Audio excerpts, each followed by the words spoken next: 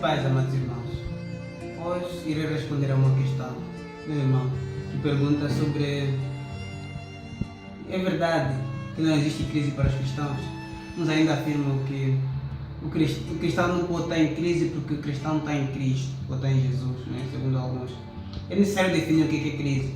Crise é um desequilíbrio entre bens de produção e de consumo. Normalmente é definido pelo aumento de preços, pelo excesso de desemprego, falência. Nesse caso, então, crise é um desequilíbrio, é quando faltam os bens de primeira necessidade, quando as pessoas têm dificuldades em comprar as coisas porque o dinheiro perde o valor, né? Temos, por exemplo, a subida do Kwanza a subida do dólar em relação ao Kwanza. Então, mas biblicamente falando, é possível que o cristão tenha crise. A Bíblia, em Eclesiastes 9:2 e em Eclesiastes 9:11 e em Mateus 5:45, nos diz precisamente diz que aquilo que acontece com o bom acontece igualmente com a pessoa má.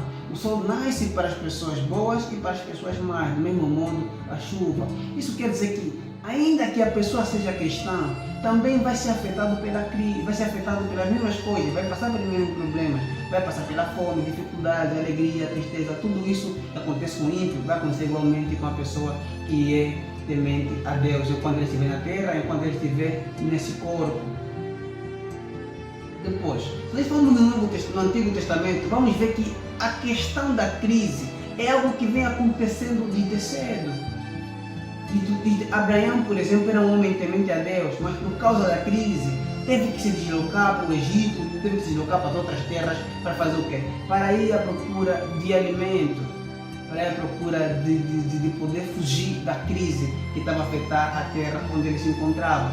Do mesmo modo, em Atos 7, nós vimos que Jacó e os seus filhos, quando houve crise sobre a terra, a Bíblia diz que a crise era tão forte que lhes faltou alimento, eles tiveram que buscar alimentos no Egito.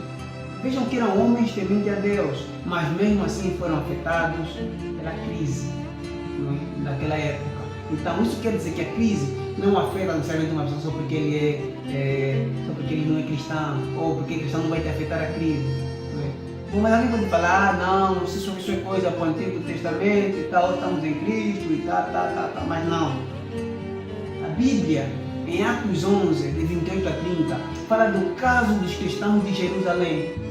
E houve uma crise tremenda naquela época. A crise era tanta, mas tanta, que esses cristãos de Israel, de Jerusalém, provavelmente dito, não tinham também o que se alimentar. Por isso tiveram que pedir ajuda dos irmãos de outras partes do mundo para que pudessem ajudar. Isso foi no tempo do imperador Cláudio César. Então, se eles pediram socorro aos outros irmãos, é claramente sinal de que eles também foram afetados pela crise. Mas eram pessoas que temiam a Deus. Era o sítio onde começou o Evangelho.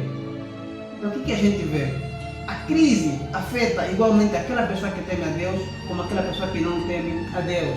Mas a grande diferença é a forma como o cristão deve lidar com a crise. Primeiramente, o cristão deve saber que Deus está no controle, não é? Depois, o cristão deve aplicar os mesmos princípios bíblicos que José aplicou em relação à crise. José fez o quê? No tempo de fartura, José poupou para que durante a crise ele não passasse por dificuldades. O que a gente pode ver em relação a isso? Outro fator importante é não deixar com que a crise nos afete. A nossa alegria não depende daquilo que nós temos. Abacuque, diante das dificuldades, ele disse: ainda que falte a vide na videira, ainda que não haja trigo no celeiro, todavia eu me alegrarei no meu Senhor. Não é? Isso é Abacuque 3.